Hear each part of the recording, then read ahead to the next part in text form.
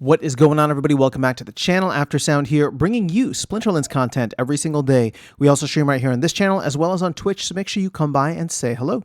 This video is also brought to you by my music, which is available anywhere you stream music under the name Aftersound, and I did release a new song called Run, so check it out. Let me know what you think, and I appreciate the support. Okay, guys, let's talk about starter packs. Starter packs for the upcoming Conclave Arcana, because there is a proposal currently to price those at $1 or 1,000 DEC versus the $5, 5,000 DEC that was put in the original proposal. And it's still in the draft proposal phase, but it's passing quite convincingly. And my hope is that it will pass, just so we have these $1 packs out there. Now, the thing is, there's a couple of areas that I want to address with this. And the first of which is, are starter packs going to be worth it? Now, the thing is, the detractors and haters will say, well, I mean, who would buy a starter pack of only commons and rares, no gold foils, and no epics or legendaries, when you can get the value of like a basic pack could essentially be like 5 cents, 7 cents, right?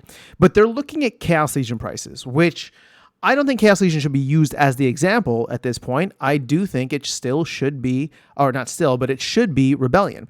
Rebellion is significantly higher, but let's actually put some numbers to this.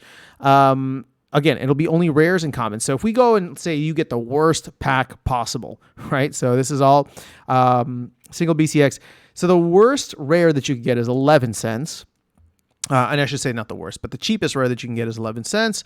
And then the cheapest common you can get is 5 cents. So 4 of these plus one of those, right? So that's 20 cents plus 11, 31 cents. So significantly higher than 5 cents, but also not very, not very, we'll call it economical versus the $1 price tag. Now, the thing is, with DEC trading well below its peg, especially like right now, you could get these packs for maybe like 65, 70 cents, right? On the dollar versus, if DEC was actually at peg. But even still, it's just like the pack value could potentially be half of that with DEC at such a major discount. So one of the suggestions that I saw thrown out there, and I forgot where I saw it, I just don't want to take credit for it, this was somebody else's suggestion, was there needs to be some element of jackpot. It could be forever, it could be like completely tiny, but it just has to exist there in some way, shape, or form. And I don't know if that's like a potential legendary card or a gold foil card. And I gotta say that I kind of like that idea, because when you run the numbers here, again, for the people that min-max, it doesn't make much sense. And especially if we're going to have way more of these commons and rares, then, what we're looking at right now might not actually be correct. It could be lower than the 31 cents, right? If there's just a lot of these extra commons and rares out there in the mix.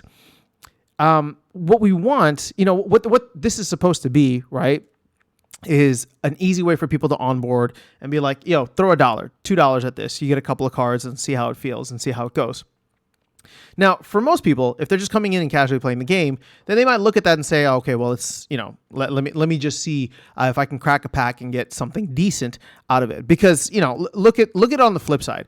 You could also get a card like Moxie and Rebel, or a Nast Soothsayer, or even Avina the Wolf, where you're either at or above the amount of the value of the pack, right? Any one of these cards would do it. And then if you go to the commons, let's see here.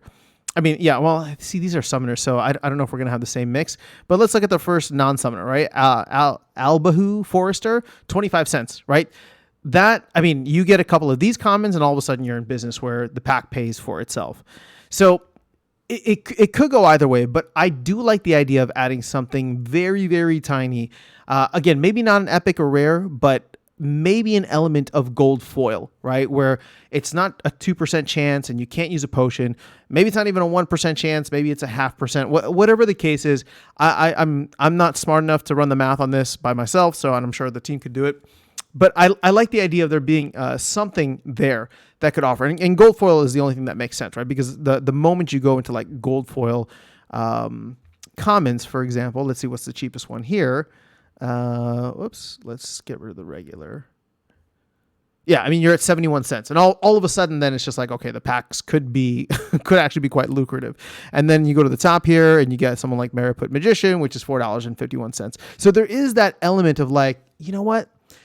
I got 80 cents lying around, right? Or I found 80 cents or 75 cents in my, under my couch cushions or something, or, the metaphor for DEC. Let me go ahead and just buy it. And I'm saying this because DEC is at like 70 or even less than even that of PEG. So again, I think that there's some things that we could do since we are talking about, changing how the packs work.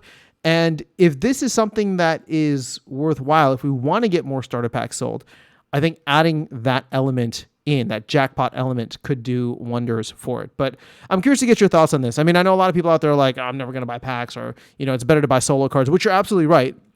If you're going to build a collection, it's always better to buy solo cards. But for those, that feel strongly about starter packs one way or another, I'm curious to know how you would feel about adding in some kind of jackpot element based on the numbers that we were looking at today for Rebellion and not Chaos Agent. So let me know your thoughts in the comments below. That is all I have for you guys in this video. I'll catch you all in the next one and see you around the game. Take care.